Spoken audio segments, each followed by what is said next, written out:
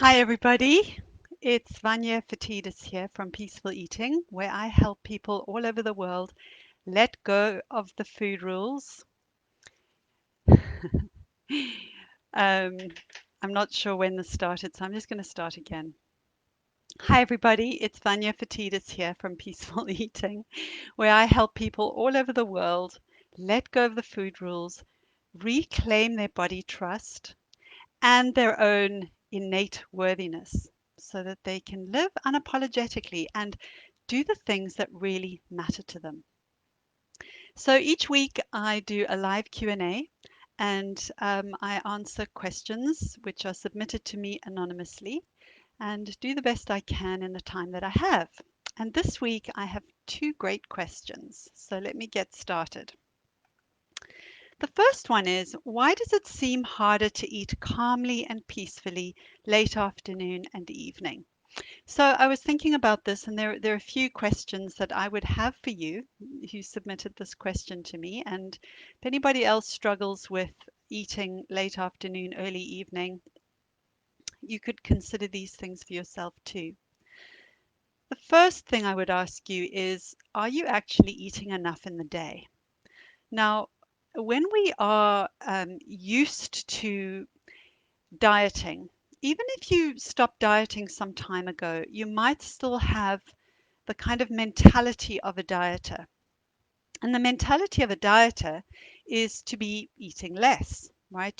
To be kind of monitoring your food and trying to not eat too much.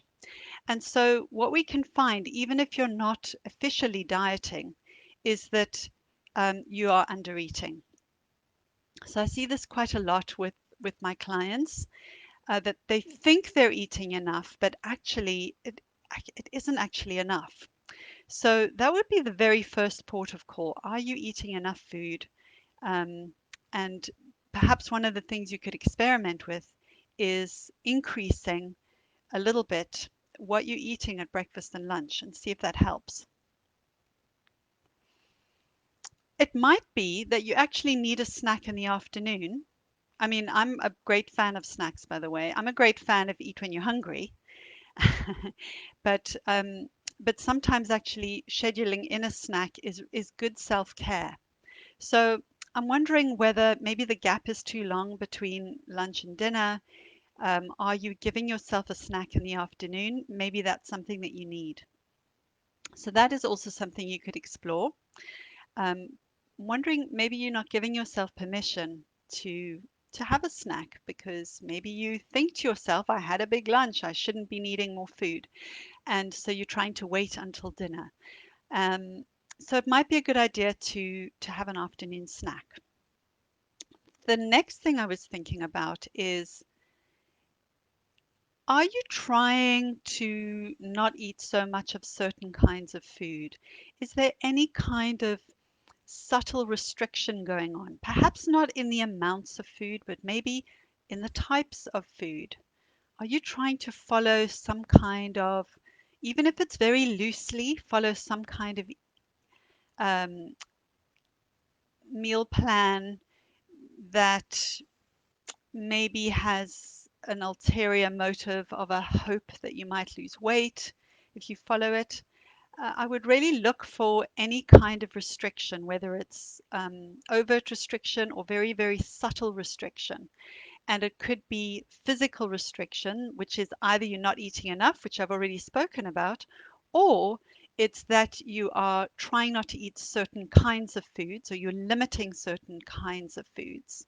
So that's the physical restriction. But then there's also mental restriction, which is where you think you shouldn't be having certain types of foods or you feel guilty about eating certain kinds of foods. You judge yourself and you judge the food. So if there's any of that going on, I would be looking at that because what it can do is drive your desire for certain kinds of foods. So make sure that you really are eating what you want to eat.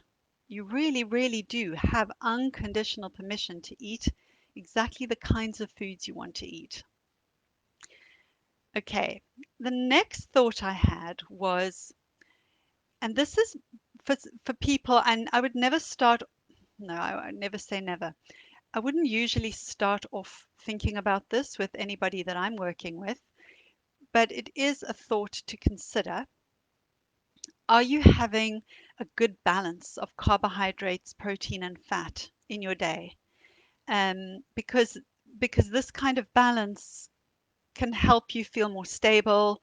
Your nervous system, your whole body will just feel better and feel more stable if you've got a good balance of these three kind of macronutrients going on. So I wouldn't want you to overthink this too much or get too attached to it and start going down this counting route, which is not going to end up very well. But if you were to just think on your sort of typical intake, would you say you've got a reasonably sort of good ratio between carbohydrates, proteins, and fats? So that would be something that you could consider. And the last thing that I was thinking about is what else might be going on at this time of the day? How are you feeling at this time of the day? So, provided that there's no restriction and you actually are getting enough food and you feel like you're having, pretty good balance of those three macronutrients, what else is going on and how are you feeling? Are you feeling tired at this time of the day? Now, this is something that I know used to happen for me and for many of my clients. Somehow, I know why. It's called patriarchy. We don't give ourselves, as women, we don't give ourselves permission to rest when we need it. We are often juggling many things, got many plates in the air, taking care of many different aspects of family life, and we've been trained to not need rest. And that for me was always a driver for eating outside of hunger was tiredness. So that's something you might want to think about. Not just tiredness, there could be other reasons too.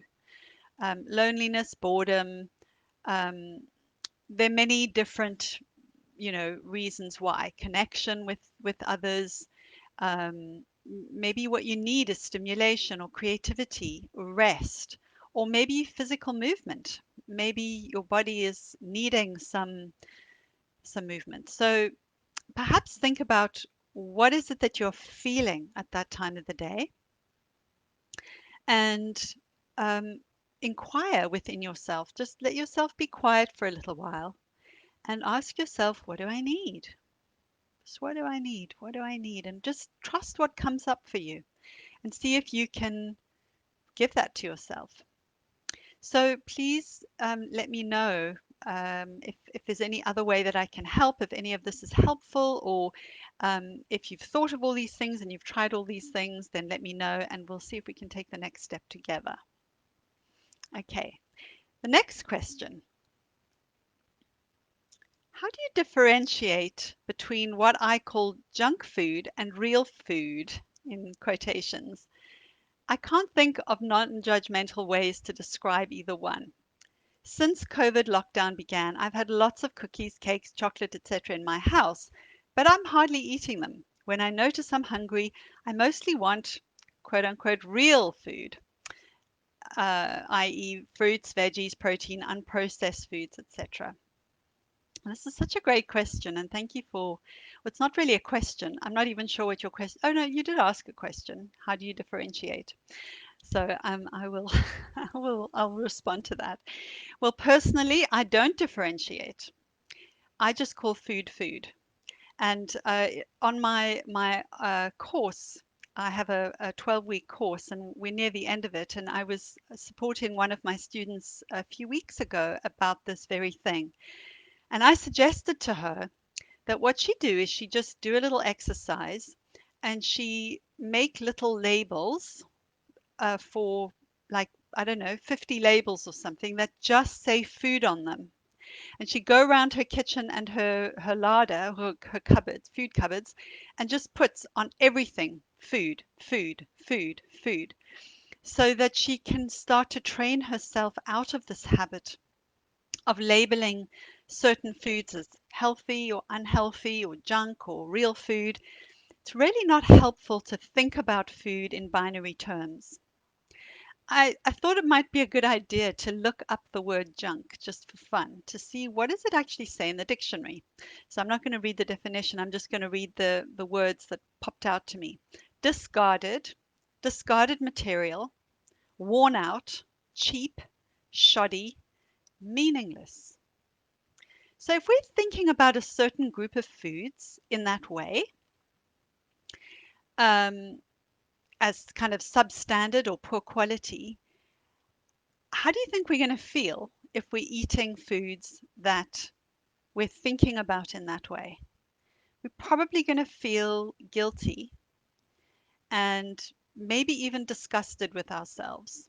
Because if you think about giving yourself shoddy, poor quality, cheap, discarded, I mean, it sounds like it came out of a bin. And in fact, people also do refer to these sorts of foods as rubbish, don't they? So it doesn't give very good connotations, not very appealing connotations anyway for these kinds of foods. And there isn't anything wrong with these kinds of foods, right? There's no such thing as real food and unreal food. Well, there is if you've got sort of plastic food, I guess. I mean, actual like toy food that a child would play with. I know that many people call certain kinds of foods plastic, so I needed to make sure I explained to you exactly what I meant. See how all of this gets mixed up. We have all of these connotations of certain kinds of foods as not being proper food. What I would really encourage you to do is to think about food as food and not to be thinking about it in any kind of dualistic way, good or bad, healthy, unhealthy, junk food, real food, clean food. I don't know what the opposite is. Dirty food, unreal food. Um, because it's not going to help you to really listen to your own body when you are judging foods in that way. And the great thing that I see in what you said is that since the lockdown, you've actually had what you've created for yourself is an abundant food environment in your home. And what you're noticing having done that is actually you're gravitating more towards fruit, veggies, protein, whatever. Um, and you're not really feeling like the other foods so much. And that's great, but I'm not saying it's great because you're choosing the one category of food over the other category of food. I would be careful about being too pleased about that because what you can be pleased about is that you're listening to what you actually want. You're listening to your cues, you're listening to your appetite, you're listening to what you feel like eating in the moment, but try not to be pleased about because you're not eating those foods which are really bad and you shouldn't really be eating too many of them anyway, right? Because all that's going to do is create a restrictive mindset, which is going to at some point come back and bite you. So I hope that that's helpful. And please, if you would like to send in a question, you can go to my website, www.peacefuleating.co.uk, and click on Q&A videos, and you can submit an anonymous question to me that way, or you can um, send it to me via social media, any of the handles. I check them all the time. Do go ahead and do that. I'd love to answer your questions. It's really interesting and fun for me to be doing this every week, and I hope it's helpful for you. One last thing, if this kind of approach is interesting to you, please go to check out my ebook called A Guide to Peaceful Eating. You can get it at www.peacefuleating.co.uk/subscribe. And my ebook really is the body, mind, spirit roadmap to making peace with food. So I hope to connect with you all again. Take care. Hope you are having a great day. Bye for now.